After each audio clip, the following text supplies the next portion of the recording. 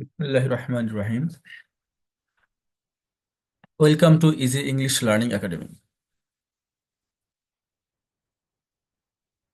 Today our topic is sentence বা বাক্য। আজকে আমরা শিখব বাক্য কাকে বলে, অর্থ অনুসারে বাক্যে কত প্রকার ও কি কি, অর্থাৎ বেসিক অফ সেন্টেন্স। সেন্টেন্স কাকে বলে? সেন্টেন্স হলো শব্দ বা শব্দগুলোর এমন একটি গঠন বা সমষ্টি যা একটি পূর্ণাঙ্গ অর্থ প্রকাশ করে। সহজভাবে বলতে গেলে একটি সেন্টেন্স হলো একটি কথা বা বাক্য যা আমাদের ভাব, কাজ বা অবস্থার কথা প্রকাশ করে। একটি সেন্টেন্সে সাধারণত দুটি প্রধান অংশ থাকে। একটা হচ্ছে সাবজেক্ট, উপসর্গ বা কর্তা। এটি হলো বাক্যে যার সম্পর্কে কোনো কিছু বলা হয়। আর দ্বিতীয় অংশটি থাকে হচ্ছে প্রেডিকেট বা বিধেয়। এটি হলো কর্তা সম্পর্কে যা বলা হয়। একটু উদাহরণ দেখি আমরা, চলো। The sun rises in the east. এখানে রাইজেস শব্দের অর্থ হচ্ছে, রাইজেস হচ্ছে একটি ভার্ব, রাইজেস শব্দের অর্থ হচ্ছে ওঠে। কে ওঠে বা কার সম্পর্কে বলা হচ্ছে? সান। যেমন তার সান হলো সাবজেক্ট এবং রাইজেস ইন দ্য ইস্ট সান সম্পর্কে। সান কি করে? রাইজেস ইন দ্য ইস্ট অর্থাৎ পূর্ব দিকে ওঠে। So rises in the east হলো প্রেডিকেট। সেন্টেন্সের সংজ্ঞা: সেন্টেন্স হলো একটি বা একাধিক শব্দের এমন একটি গঠন যা সম্পূর্ণ অর্থ প্রকাশ করে। বা একটি সেন্টেন্স বা বাক্যের গঠন কেমন হতে পারে? সাধারণত একটি সেন্টেন্স বা বাক্যের গঠন হয় সাবজেক্ট থাকে, ভার্ব থাকে এবং অবজেক্ট থাকে। উদাহরণ দেখি আমরা, আই ইট রাইস, আমি ভাত খাই। হি লাইকস মি, সে আমাকে পছন্দ করে। দ্য বয় প্লেস ফুটবল, বালকটি ফুটবল খেলে। দ্য বার্ড আর সিঙ্গিং, পাখিটি গান গাচ্ছে।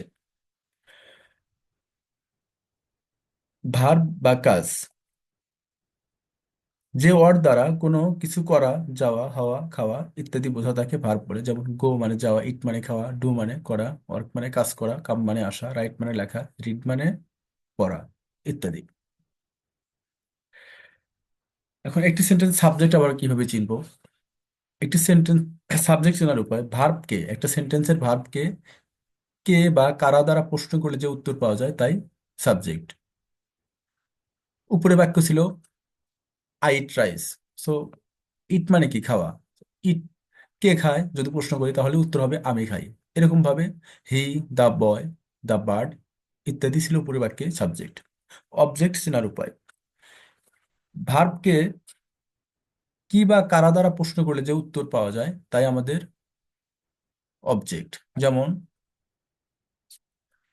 আই ইট রাইস, ইট মানে খাওয়া। আমি কি খাই যদি প্রশ্ন করি, কি খাই? ভাত খাই। তাহলে উপরে আই ইট রাইস, এই বাক্যে রাইস হবে অবজেক্ট। তেমনি মি, ফুটবল ইত্যাদি অবজেক্ট।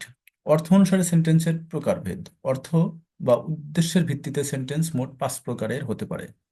এগুলো হলো অ্যাসার্টিভ সেন্টেন্স বা বর্ণনামূলক বাক্য, ইন্টারোগেটিভ সেন্টেন্স বা প্রশ্নবোধক বাক্য, ইম্পারেটিভ সেন্টেন্স বা আদেশবাচক বাক্য, এক্সক্লেমেটরি সেন্টেন্স বা বিস্ময়সূচক বাক্য এবং অপটেটিভ সেন্টেন্স বা ইচ্ছাসূচক বাক্য। অ্যাসার্টিভ সেন্টেন্স বা বর্ণনামূলক বাক্য: যে বাক্যে কোনো ঘটনা, কাজ বা অবস্থার বিবরণ দেওয়া হয় তাই অ্যাসার্টিভ সেন্টেন্স। এটি সত্য বা মিথ্যা উভয় প্রকারের হতে পারে। উদাহরণ: যদি সত্য হয় তাহলে পজিটিভ বা affirmative, he is a good boy, সে একজন ভালো ছেলে। নেগেটিভ মানে যদি না, বিবৃতিটি মিথ্যা হয় তাহলে হবে negative, he is not a good বয়। এরপর ইন্টারোগেটিভ সেন্টেন্স বা প্রশ্নবোধক বাক্য: যে সেন্টেন্স এ প্রশ্ন করা হয় তাকে ইন্টারোগেটিভ সেন্টেন্স বলে। সাধারণত এটি ডাব্লিউএস কোশ্চেন বা ইয়েস বা নো কোশ্চেন হতে পারে। যেমন হোয়াট ইজ ইউর নেম যদি বলি তাহলে ডাব্লিউএস কোশ্চেন দ্বারা কোনো প্রশ্ন করা হলে সরাসরি তার উত্তর দিতে হয়। যেমন হোয়াট ইজ ইউর নেম, এখানে অবশ্যই তোমাকে তোমার নাম বলতে হবে। ডু ইউ লাইক আইসক্রিম, এখানে ইয়েস বা no question. Do you like ice cream, ice cream sorry, do you না লাইক আইসক্রিম যদি এটা বলা হয় তাহলে আমরা ইয়েস অর নো দিয়েই এই প্রশ্নের উত্তর করতে পারবো। ইম্পারেটিভ সেন্টেন্স বা আদেশবাচক বাক্য: যে সেন্টেন্সে আদেশ, নিষেধ, উপদেশ বা অনুরোধ প্রকাশ করা হয় তাকে ইম্পারেটিভ সেন্টেন্স বলে। উদাহরণ: close the door, please help me, always speak the truth, সদা সত্য কথা বলো, do not get wet in the rain, বৃষ্টিতে ভিজো না। সো ক্লোজ দ্য ডোর, দরজাটি বন্ধ করো, এটা এটা ছিল আদেশবাচক। প্লিজ হেল্প মি, আমাকে সাহায্য করুন, এটা ছিল অনুরোধ। অলওয়েজ স্পিক দ্য ট্রুথ, এটা উপদেশ বোঝাচ্ছে, do not get wet in the rain, বৃষ্টিতে ভিজো না, এটা হচ্ছে আমাদের নিষেধ বোঝাচ্ছে।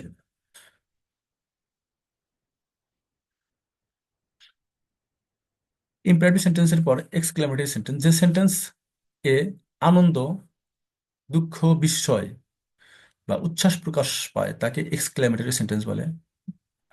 যেমন what a beautiful flower it is, কি সুন্দর ফুল।